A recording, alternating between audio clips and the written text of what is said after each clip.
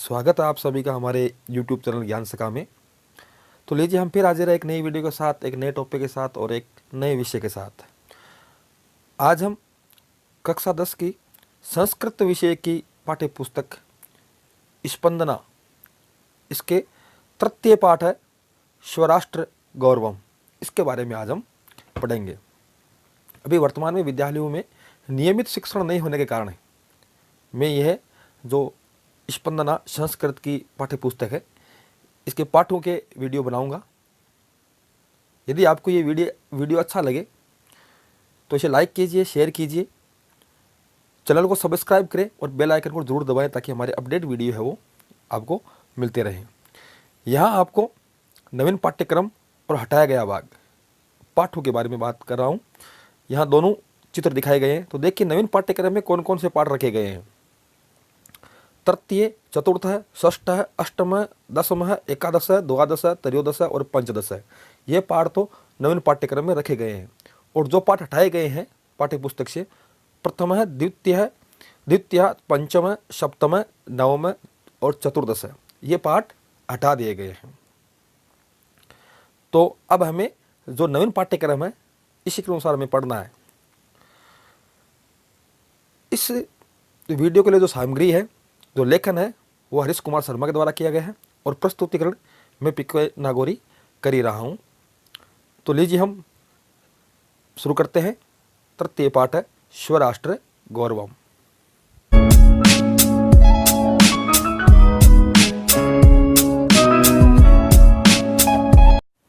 स्वराष्ट्र गौरवम, अपने राष्ट्र का गौरव। यह जो तीसरा पाठ है इसमें राष्ट्र क्या है, गौरव, राष्ट्र का गौरव क्या होता है, इसके बारे में बताया गया है। और इसकी भूमिका के लिए हम सबसे पहले पाठ परिचय पढ़ते हैं। तो देखिए हमारे चिंतन में राष्ट्र की अवधारणा अति प्राचीन है। यानी जो राष्ट्र की अवधारणा है वो हमारे देश में सनातन काल से चली आ रही है और इसका जो प्रमाण है वो हमारे सबसे प्राचीन ग्रंथ वेदों में भी मिलता है। तो इसके लिए देखिए वेदों में भी कुछ पंक्तियां दी गई है। आ राष्ट्र राजन्य, राष्ट्र में क्षत्रिय, ये यजुर्वेद की उक्ति है। वयम राष्ट्रे जागृयाम, हम राष्ट्र में जागृत रहे, यह भी यजुर्वेद की उक्ति है। अहम राष्ट्रीय संग मणि वसुनाम, मैं वाग्देवी जगदीश्वरी और धन प्रदात्री हूँ। तो इन पंक्तियों में जो राष्ट्र शब्द आया है वो हमारे सबसे प्राचीन ग्रंथ वेदों में पाया गया है। इसका मतलब जो राष्ट्र की अवधारणा है वो सनातन काल से है। जबकि जो कुछ बुद्धिजीवी लोग हैं वो ये मानते हैं कि ये जो राष्ट्र की अवधारणा है वो पश्चिम से आई है, लेकिन ये उनकी भ्रांति है। हमारा जो भारतवर्ष है बहुत पुराना और सनातन राष्ट्र है और यहाँ के ऋषि मुनियों, कवियों और तत्वज्ञों द्वारा केवल भौतिक, भौगोलिक और राजनीतिक घटक को ही राष्ट्र नहीं माना, यानी एक भौतिक सीमा को ही राष्ट्र नहीं कहा है, अपितु उनकी नज़र में राष्ट्र वह होता है कि वहाँ एक चेतन सांस्कृतिक घटक माना गया है। उनके अनुसार राष्ट्र क्या है? उनके अनुसार राष्ट्र है कि वहाँ के लोग जागृत और सांस्कृतिक भाव से परिपूर्ण हो। तो उस सीमा से बंधे हुए लोगों, उस सीमा से बंधी हुई रेखा को ही वो राष्ट्र के नाम से जानते थे। और हम और हमारे जो पूर्वज थे राष्ट्र को देवतुल्य मानते हैं, यानी यहाँ राष्ट्र को देवता के समान माना जाता है। यह हमारा जो भारत है वो कोई एक मिट्टी का पिंड व भूखंड मात्र नहीं है, अपितु मातृभूमि है। यानी हम भारत को भारत देश नहीं कहते हैं, हम उसे भारत माता के नाम से जानते हैं। जैसा कि अथर्ववेद में कहा गया है, अथर्ववेद में क्या कहा गया है कि माता भूमि पुत्रो अहम पृथिव्या, कि पृथ्वी मेरी माता है और मैं उसका पुत्र हूँ, यानी माता भूमि है और मैं पृथ्वी का पुत्र हूँ। और ऋग्वेद में भी एक ऐसा ही कहा गया है कि पृथ्वी माता द्योर में पिता, पृथ्वी मेरी माता है और द्युलोक मेरा पिता है। मातृभूमि, पितृभूमि, धर्मभूमि, कर्मभूमि और देवभूमि। इस प्रकार विविध रूपों वाली है। यानी हम इस जो मिट्टी का टुकड़ा है मानते हैं कई जो पश्चिमी समुदाय लोग हैं कि भाई एक देश है वो तो एक भूमि का एक भाग है, वैसा हम भारतवासी नहीं मानते हैं।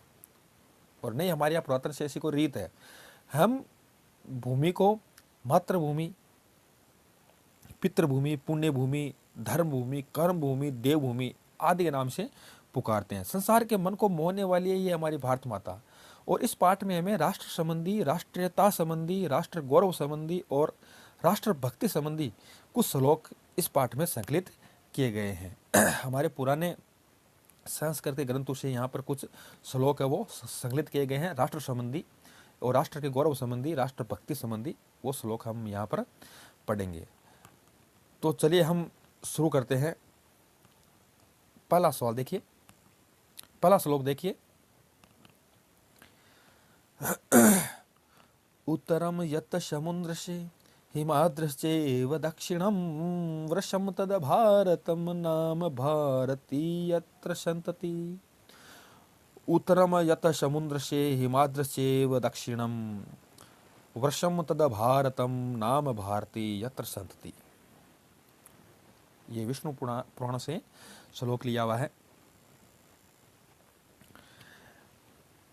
तो हम सबसे पहले इसका अन्वय करते हैं।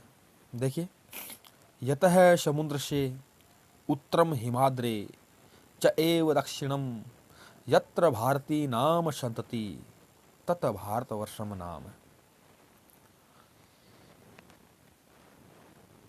यतः समुद्र से उत्तरम हिमाद्रे च एव दक्षिणम यत्र भारती नाम संतति तत भारतवर्षम नाम। तो हम सबसे पहले इस श्लोक के जो कठिन शब्दार्थ है उनको देख लेते हैं।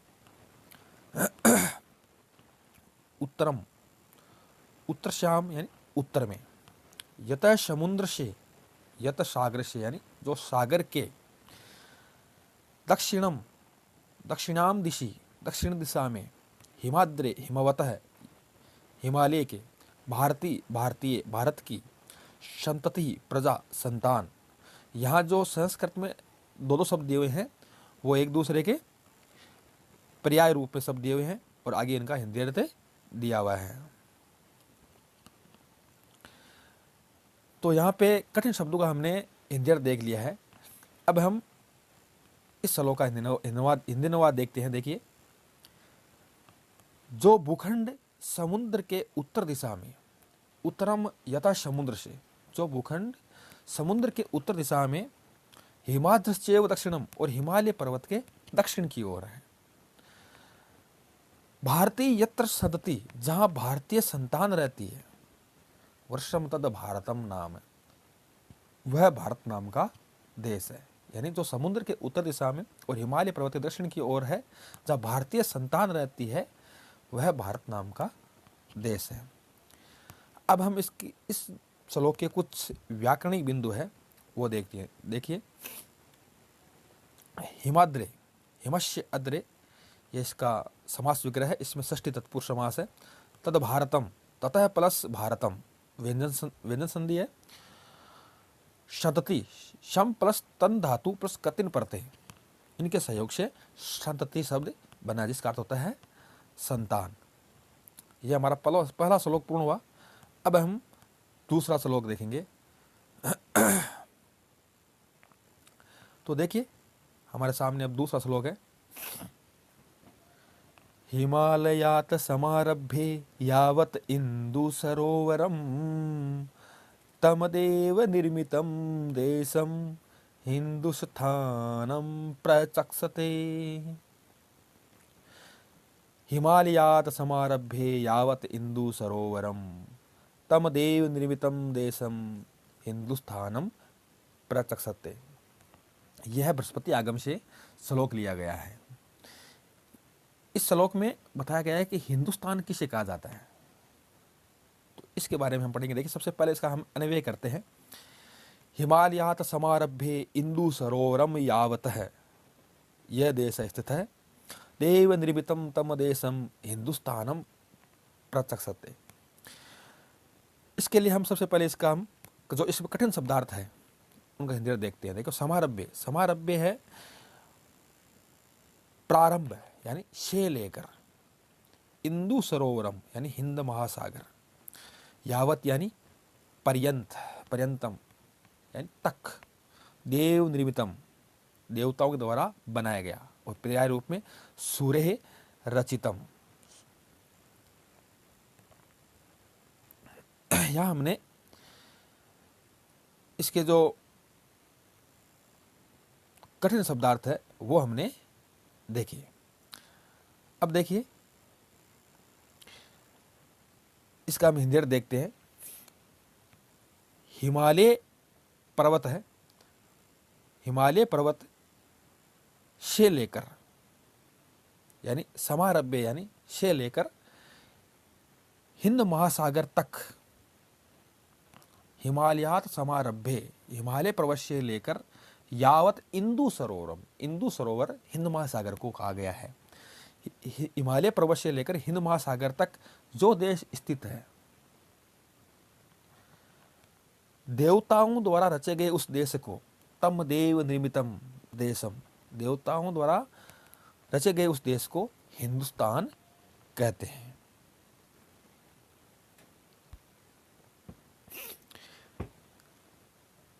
अब देखिए इस श्लोक के व्याकरणिक बिंदु, यानी व्याकरण की दृष्टि से यहाँ पर जो भी शब्द है वो एक दो शब्द हम यहाँ पर देखेंगे। पहला शब्द है समारभ्य। तो ये समारभ्य शब्द कैसे बना है देखिए। समारभ्य यानी सम उपसर्ग आंग उपसर्ग प्लस रब धातु लप प्रत्यय, इनके सहयोग से वो समारभ्य शब्द बना है।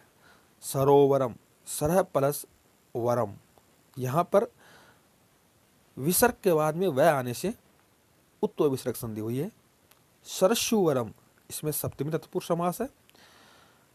देव निर्मितम, देवई निर्मितम, देवताओं के द्वारा निर्मित यानी तृतीय तत्पुरुष समास हो गया है।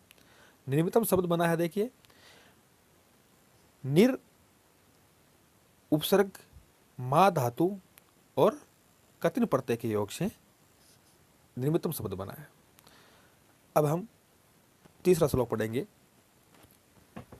गायन्ति देवा किल गीत कानी, धन्यास्तु ये भारत भूमि भागे, स्वर्ग अपवर्ग आस्पद मार्ग भूते, भवन्ति भूये पुरुषा सुरतवात।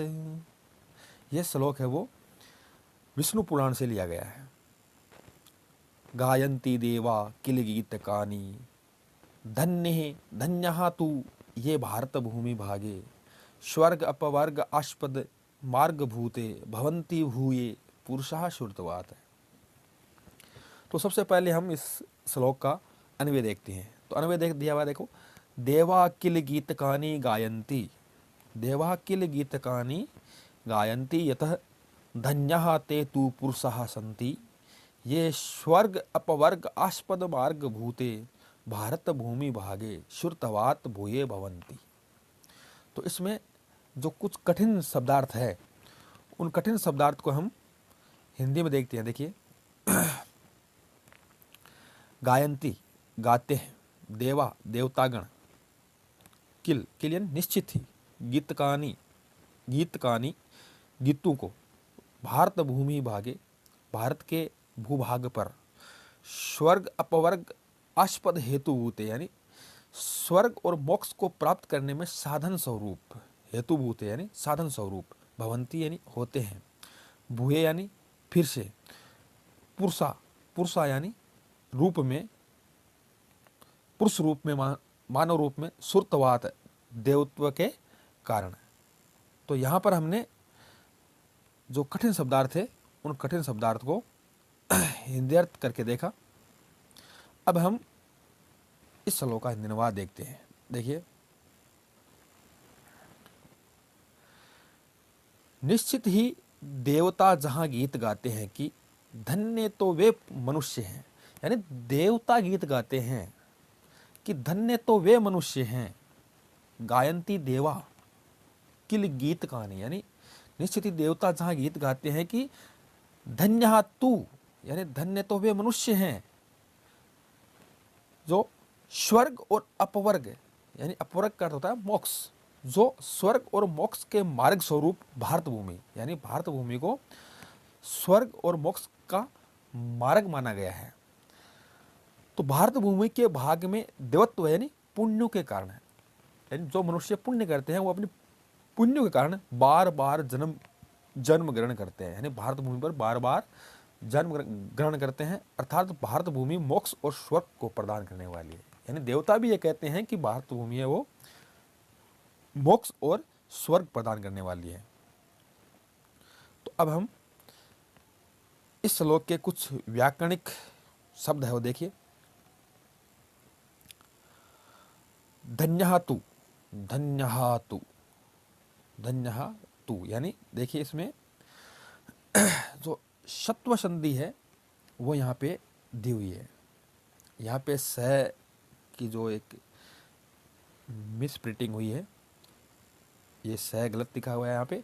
धन्यः प्लस तु, धन्यास्तु, विसर्ग, विसर्ग के बाद में जो ये तय है उसके कारण यहाँ स का आगम हुआ है। धन्यास्तु, सत्व विसर्ग संधि, शुरतवात, शुरतवात, शुर प्लस त्व, यानी पंचमी विभक्ति एक वचन, पंचमी विभक्ति एक वचन। यहाँ पे हमने दो शब्दों के लिए व्याकरणात्मक टिप्पणी देखी। अब अगला श्लोक देखिए।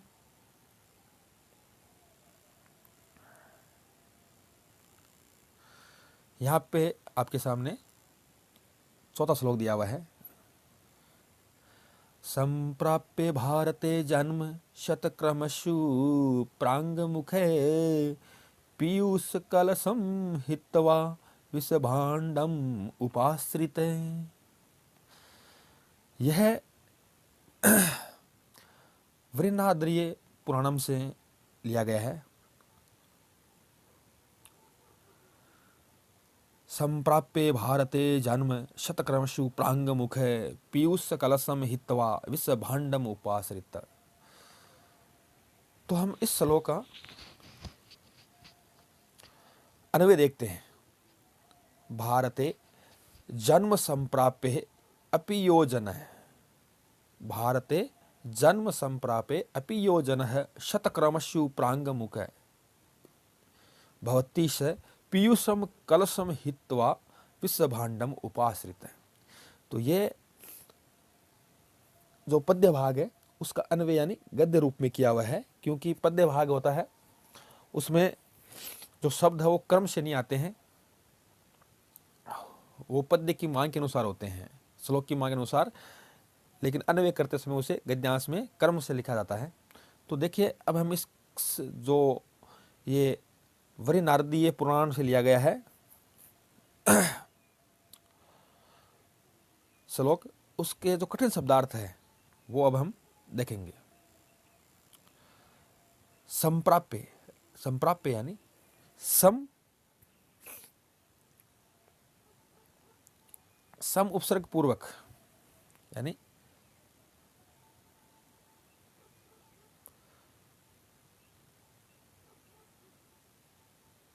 इस शब्द में सम उपसर्ग और लब धातु, तो इसका अर्थ है पाकर या पाकर के, और इसका समानार्थक शब्द है लब्धवा, इसमें कत्वा पड़ते हैं, लब धातु में कत्वा पड़ते हैं। शतक्रमशु, सुकर्तव्यानाम विषय, अच्छे कर्मों के विषय में। प्रांगमुख है, प्रांगमुख यानी विमुख होना, यानी प्रतिकूल विमुख है। पीयूष कलश है, पीयूष यानी अमृत, पीयूष कलश यानी अमृत से कुंभम, अमृत से भरे घट को। हित्वा, हित्वा यानी त्यक्त्वा, त्याग करके। विष भांडम, गरल कुंभम, विष यानी जहर और भांड यानी घड़ा या पात्र, गरल कुंभम यानी जहर के पात्र को। उपाश्रित है, उपाश्रित यानी स्वीकृतवान, स्वीकृत कर लिया हो, जिसके द्वारा स्वीकृत कर लिया गया हो। तो ये हमने जो कठिन शब्दार्थ था वो हमने यहाँ पे देखे। अब इसका हमें हिंदनवा देखते हैं। देखिए भारत देश में जन्म प्राप्त करके, संप्राप्य भारते जन्म, भारत देश में जन्म प्राप्त करके, शतक्रमशु प्रांग मुख है, यानी जो मनुष्य भारत देश में जन्म प्राप्त कर लेता है फिर भी अच्छे कर्मों से विमुख रहते हैं। शतक्रमशु प्रांग मुख यानी प्रतिकूल रहते हैं, अच्छे कर्म नहीं करते हैं। पीयूष कलशम हित्वा, अमृत के घड़े को त्याग कर, अमृत के घड़े को त्याग कर, विश्व भांडम उपाश्रित है, विश्व के पात्र को स्वीकार करते हैं, अमूल्य अवसर को गवा देते हैं। भारत देश में जन्म लेकर के भी जो मनुष्य अच्छे कर्म से विमुख रहते हैं, अच्छे कर्म नहीं करते हैं और अमृत के घड़े को त्याग करके विष के पात्र को या विष के घड़े को स्वीकार करते हैं, वो अपना अमूल्य जो अवसर है उसको गवा देते हैं। तो यहां पर हमने इस श्लोक का हिंदी अनुवाद देखा। अब हम इस श्लोक के जो व्याकरणिक बिंदु है उनको देखते हैं। पीयूष कलशम यानी अमृत का घड़ा, षष्ठी विभक्ति होगी इसमें, तो षष्ठी विभक्ति होने के कारण षष्ठी तत्पुरुष है। पीयूष से कलशम, हित्वा, हित्वा में धा धातु और कत्वा प्रत्यय है और संप्राप्य में सम प्र प्लस आप प्लस ल्यप कत, ये प्रत्यय है, इनसे मिलकर के संप्राप्य शब्द बना है। अब देखिए हम अगला श्लोक पढ़ते हैं। तो अब हम 5वां श्लोक पढ़ेंगे।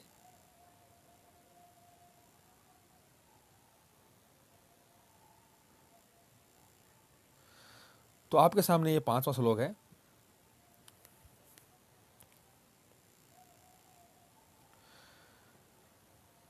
एतद्देश प्रसुतस्य सकाशात् अग्रजन्मन शव शव चरित्रम शिक्षरेण पृथिव्याम सर्वमानवा। यह श्लोक मनुस्मृति से लिया गया है। एतद्देश प्रसुतस्य सकाशात् अग्रजन्मन शव शव चरित्रम शिक्षरेण पृथिव्याम सर्वमानवा। तो हम इसका नाम देखते हैं। एतद्देश प्रसुतस्य अग्रजन्मनः सकाशात् पृथिव्याम सर्वमानवा शवश्व चरित्रम शिक्षरेण। तो अब इसके बाद में हम इसे जो कठिन शब्दार्थ है इसके वो हम देखते हैं। एतद्देश यानी अस्मिन देश, इस देश में, एतद्देश है इस देश में, प्रसूत से, जातस्य यानी जन्मे हुए, प्रसूत यानी जन्म लेना, स्वस्व चरित्रम, स्वस्य निमित्तम यानी अपने अपने चरित्र को, गुण व्यवहार आदि होता है वो चरित्र कहलाता है। अग्र जन्मन है, श्रेष्ठ जनाना में श्रेष्ठ लोगों का, सकाशात पार्श्वात यानी पास से, शिक्षरेन शिक्षा प्राप्तनीयु, सीख प्राप्त की, पृथ्व्याम धरायामन धरती पर, और सर्वमानवा, सर्वमानव यानी सभी मनुष्य, सर्वे मनुष्य। तो हमने यहाँ पर जो इसके कठिन शब्द है वो हमने देखे। अब हम इस श्लोक का हिंदी अनुवाद करते हैं। देखिए, एतद् देश प्रसूत से सकाशात अग्रजन्मना यानी इस देश में जन्मे हुए, प्रसूत से यानी जन्मे हुए महापुरुषों के पास, यानी अग्रजन्मना यानी श्रेष्ठ लोग, महापुरुष लोग, महापुरुषों के पास से पृथ्वी के सभी मानव,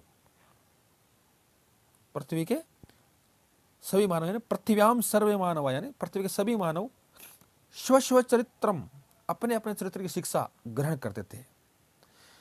यानी ये पुराने समय की बात बताई गई है कि इस देश में जो महापुरुष जन्मे थे उन महापुरुषों से पृथ्वी के सभी मानव अपने अपने चरित्र के अनुसार शिक्षा ग्रहण करते थे। यानी लोग भारतवर्ष के विद्वानों या श्रेष्ठ जनों से ही अपने गुण व्यवहार आदि की शिक्षा ग्रहण करते थे। यानी यहाँ पर पुराने समय में शिक्षा का इतना भंडार था, ज्ञान का इतना भंडार था, अकूत भंडार है था उस समय भी, आज भी है, कि विदेशों से यहाँ पर जो शिक्षार्थी है वो शिक्षा ग्रहण, ज्ञान ग्रहण करने के लिए आते थे। अब हम इस श्लोक का जो व्याकरणिक बिंदु है उसकी तरफ ध्यान देते हैं। देखिए, एतद्देश प्रसूत से यानी एतस्मिन देशे प्रसूत से, सप्तमी तत्पुरुष। प्रसूत से यानी प्र उपसर्ग पूर्वक शू धातु और कत प्रत्यय, इनके योग से जो प्रसूत शब्द बना है, षष्ठी विभक्ति एक वचन है इसमें। सकाशात अग्र जन्मना, सकाशात प्लस अग्र जन्मना, यहाँ पर जशत्व हल संधि है। तय के बाद में स्वर आने से तय का द हो गया है, ये तो व्यंजन संधि हुई। तो आज के वीडियो में इतना ही। जो आगे के श्लोक है वो हम अगले वीडियो में देखेंगे। तो हमारा यह जो हमारी यह प्रस्तुति है आपको कैसी लगी? यदि आपको अच्छी लगी है तो हमारे वीडियो को लाइक कीजिए, इसे सभी के साथ शेयर कीजिए और चैनल को सब्सक्राइब करें ताकि हमारा भी उत्साह बढ़े। और बेल आइकन को जरूर दबाएं ताकि हमारे अपडेट वीडियो यानी आगे आने वाले वीडियो है आपको मिलते रहें।